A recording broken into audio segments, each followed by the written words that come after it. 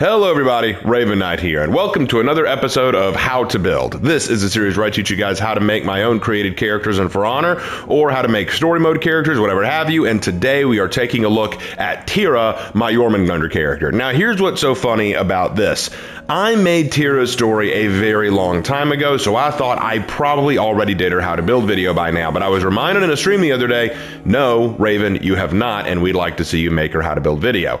And I thought, why haven't I made her how to build video? And I remembered why. It's because I could never really get a solid idea down for what I want her character to look like. Jormungandr is one of those characters that can have a lot of really good looks and a lot of really cringe looks. And as her character design and outfits have evolved and her color patterns have been added and taken away, I've had a very hard time deciding on what I want her to look like. So finally, I think I've got something pretty solid down, and I'm going to share with you guys how she looks now, and I will explain some of the changes I made along the way, because many of you will say she does not look the same as when we started. So let's not waste any more time. Let's get right into it. So first of all, I used the Gorth helm, the Voskr chest, and the Orgr arms. Now, some of you may be looking at the helm and saying, wait a second, Raven, don't you use the Mintandangr helm?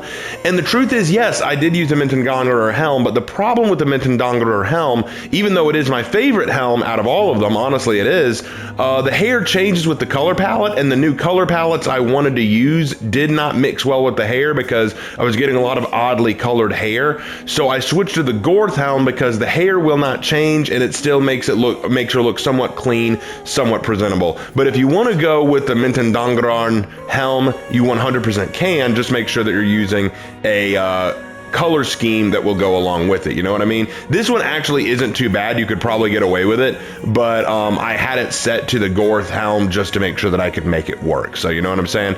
And besides, I don't think the Gorth helm is at all that bad. So that is why I did what I did with that. For the chest, I went with Voskr, and the arms I went with Orgr. So now you know what the armor set looks like. Now for the weapon, I used the Heimer head, Heimer shaft, and Heimer pommel. Not really a lot to say about that. I just thought it'd be a good hammer set for her to use. All right, next up. For traits, I went with female because Thyra in the story is female. Skin color, I went with the second from lightest, so not default, but just above default. So right here, she's got a little bit of a tan to her. For chest, no tattoo, but for the symbol, you want the Artful Intente, which you get from Year 8, Season 4 Battle Pass, the Artful Intente. So make sure you've done the Year 8, Season 4 Battle Pass. If not, you're plumb out of luck, I'm afraid. No embossing necessary, okay? All right. Now, for the ornament, nothing. I'm sure that surprised you. All right, for the right arm, I went with the Comet paint pattern, which you get from an outfit at Reputation 14. For the symbol, you want the Ogre, which you get from that same outfit at Reputation 14. No embossing. I just think it looks good. For the left arm, you go with the Chevron 3 paint pattern, which you get at Reputation 17, level 8. And for the symbol, I went with the Truce of Wyverndale 3, because something interesting about Thyra, if you've not heard her legend, spoiler warning, go listen to her legend. She is a Viking who is disenfranchised and questioning a lot of the things she's been taught about being a Jormungandr, being a part of her cult, fighting on the behalf of the Vikings when the Vikings haven't done anything for her. You know, she's kind of questioning a lot, and she's considering a more peaceful way of living. So that is why I chose a Wyverndale outfit. Now, for material, this is going to be a little bit interesting. You want your base material to be black, which you get at Reputation 7 level 20. You want the base to be black, but for the arms and chest and back, for the arms, you want the base. You want your default material, and for the chest and back, you want light brown. I know that seems a little underwhelming, but trust me, it's just going to get this natural feel that I think overall looks pretty well finished.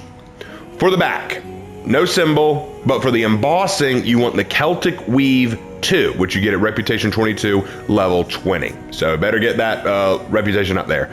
And for the standards, here's the big one. The standards, you want the Charging Drakar paint pattern, which you get from an outfit at Reputation 26. So if you haven't repped up your Jormungandr at Reputation 26, it's going to be very hard for you to get this paint pattern. For the symbol, I went with the Cartoon Jormungandr, which you get from the Jormungandr Hero Fest. So if you've played the game during the Jormungandr Hero Fest, you should be able to get this, and then no embossing, okay? And for the color palette, here's where things get kind of interesting. So For the color palette, I went with the Ebbing Passion, which you get from an outfit at Reputation 6. Now, Ebbing Passion I think works really well, but you could go with a lot of other paint patterns at this point as long as they have a similar feel to Ebbing Passion. But what was funny is when I had the other head, the what was it? The Metendangren? Yeah, the Metendangren helm. It mattered a lot what paint pattern I used because whatever paint pattern I used would affect the hair, and I didn't want to affect the hair. So using this head actually gave me a bit more freedom. Like, for example, I love this Genophiler's fur. I love that paint pattern. It looks sick. I think it looks beautiful. I would also use Transit Umbra. That one looks really good. That's the great thing about working with Thyra. She could go for a lot of paint patterns that work well with her. Right now, though, I'm running the Ebbing Passion, but who knows? I may change it to Nifophiler's fur later because, again, that just looks so fire. What do you guys think of that? Which one do you like better on her? You let me know in the comment section down below. But that is how you make her look like this, okay? Now, for the abilities, I use Tireless, Hamar's Favor, Zealot's Bolt, and Twilight of the Gods. Now, I use these three because they're just really good Jormungandr perks, and based on her training and level of discipline in the Jormungandr cult, she'd know how to use these. I use Tireless, though, based on what she does in her story. In her story, after she survives her first battle and is spared by a Centurion, she follows that Centurion and his Chimera group for miles and miles and miles, despite it being far away from where she's supposed to be, and I thought Tireless would work very well for that. So that's why I did that. For executions, you want Bait and Nail,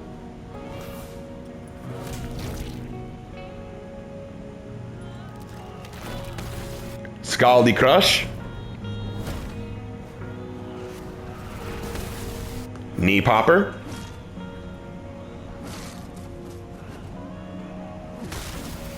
and Swing for It. I chose these because genuinely these seem like very unrefined, very brute force styles of executions, and I thought that fit Thyra very well. I would also say you could replace Swing for It with Dagger Fumble, which was the limited time universal execution that you could get from last season. But I knew that some people probably didn't get it for Jormungandr, so don't worry about it. If you didn't get this for Jorm, that's fine. Swing for It is a good alternative. Now, emotes, I went with, for combat, the Righteous and the Knucklehead, because she's frustrated. You could also go with, where is it? The Bellower or the Devoted. I think the Devoted is a very good one you could use for her, but I didn't have the steel. So Knucklehead and the Righteous are both good. For free roam, I used the Predator and the Foolish.